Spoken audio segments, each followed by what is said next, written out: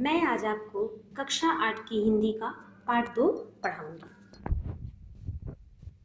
इस पाठ का शीर्षक है पंचलाइट। पंचलाइट क्या होता है? पंचलाइट जिसे हम पेट्रोमैक्स के नाम से जानते हैं। देखिए यहाँ पर मैंने आपको एक पेट्रोमैक्स का चित्र भी दिखाया है। पाठ 2 पंचलाइट। प्रस्तुत पाठ का शीर्षक है पंचलाइट।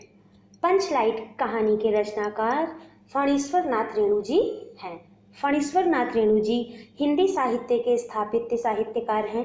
इन्होंने साहित्य जगत में आंचलिक कथा की नींव रखी। कहानीकार ने इस कहानी के माध्यम से गांव की जाति व्यवस्था तथा ग्रामवासियों के सरल हृदय को प्रभावशाली ढंग से प्रस्तुत किया है। कथा शिल्प की दृष्टिकोण से भी यह कहानी बहुत ही प्रभावपूर्ण है। चलिए अब हम इस कहानी को संक्षेप में या सारांश रूप में समझने का प्रयास करते हैं। इस कहानी के अंतर्गत एक गांव का दृश्य दिखाया गया है। गांव में हर वर्ग की अपनी अपनी पंचायतें हैं।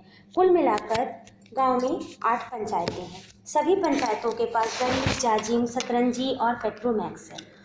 पेट्रोमैक्स जिसे हम गांव में पंचलाइट कहते हैं या इस पाठ में पंचलाइट कहकर संबोधित किया गया है। अच्छा, पेट्रोमैक्स को पंचलाइट क्यों कहा गया है?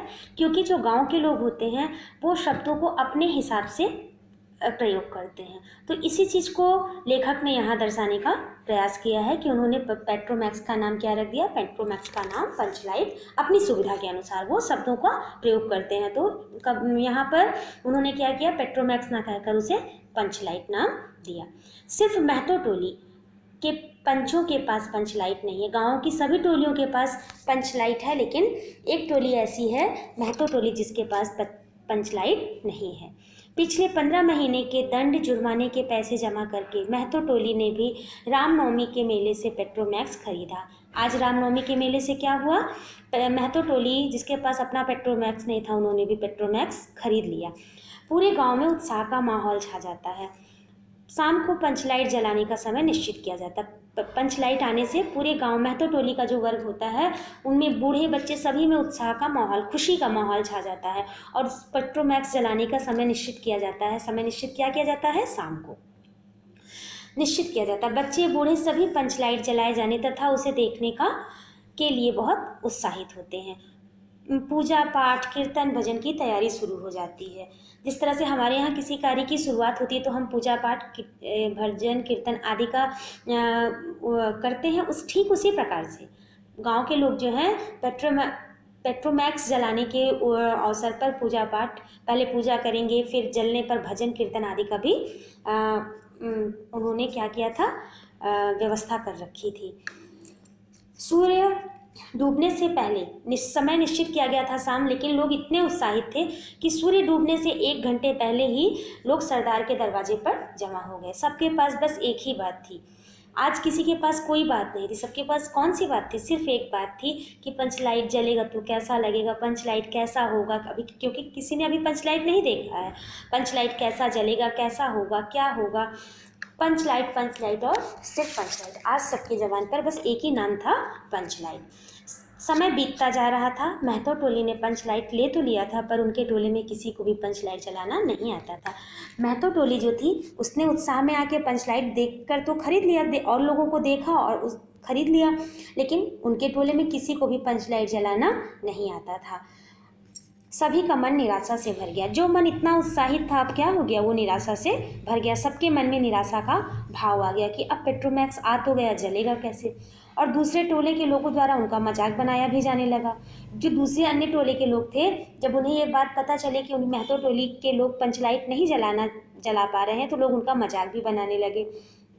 और अगर उन्होंने सोचा कि यदि हम किसी अन्य से जलवा लें तो उन्हें ये डर सताने लगा कि अगर हम किसी अन्य से जलवा लेंगे तो टोले के लोग जीवन भर ताना मारेंगे। जिस टोले के लोगों से जलवा लेंगे वो लोग जीवन भर ताना मारेंगे कि सबसे पहले हमने ही तुम्हारा पंचलाइट जलाया था, तुम्हें तो आता नहीं था। ये सारी बातें सोचकर टोले के लोगों का मन निराशा से भर गया।